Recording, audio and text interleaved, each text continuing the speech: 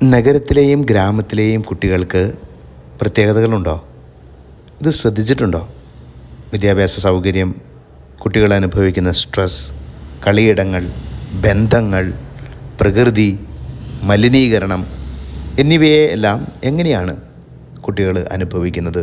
ഓട്ടം, ചാട്ടം, മാങ്ങയേറ്, കൂട്ടുകാർ, വീടിന് പുറത്തുള്ള ഓടിക്കളികൾ, വിശപ്പ്, ക്ഷീണം, മണ്ണിലൂടെയും ചെളിയിലൂടെയും കളിയുമായി ഒരു കൂട്ടർ, മുറിക്കകത്ത് ഉറക്കവും മൊബൈൽ കളികളുമായി മറ്റൊരു കൂട്ടർ. ഇവ തമ്മിൽ വ്യത്യാസമുണ്ടോ? കുട്ടികളുടെ അനുഭവം, അവരുടെ ശക്തി, താല്പര്യം, പഠനം, ക്രിയാത്മകത, കൂട്ടുകാരോടൊപ്പം സമയം ചെലവഴിക്കൽ, ശാരീരിക ക്ഷമത, പരീക്ഷണങ്ങൾ, അവർ മുൻകൈയെടുക്കുന്ന അഡ്വഞ്ചർ, എല്ലാ മേഖലയിലും വ്യത്യാസങ്ങളുണ്ട്. ഓരോ കുട്ടിയുടെ അനുഭവങ്ങൾ, അവധിക്കാല ജീവിതം എന്നിവ അവരുടെ പഠനം, താല്പര്യം, ജീവിത സംതൃപ്തി എന്നിവയെ ഉണർത്തുന്നവയാണ്. കുട്ടിയുടെ അവധി അനുഭവം അശ്രദ്ധമായി വിടരുത്. അവസരങ്ങൾ ഒരുക്കി നൽകേണ്ടതുണ്ട്.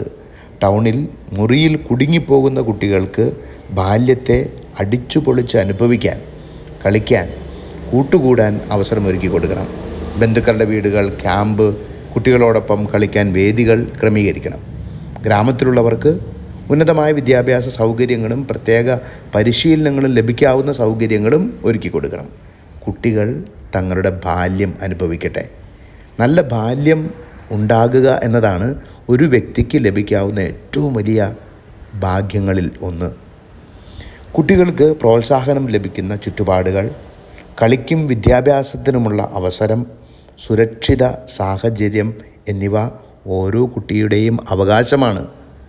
ഇരു കൂട്ടർക്കും വ്യത്യസ്ത സാഹചര്യമാണുള്ളത് എന്നുള്ള കാര്യം മനസ്സിലാക്കി മാതാപിതാക്കൾ കുഞ്ഞുങ്ങളുടെ വളർച്ചയിൽ ഇടപെടണം.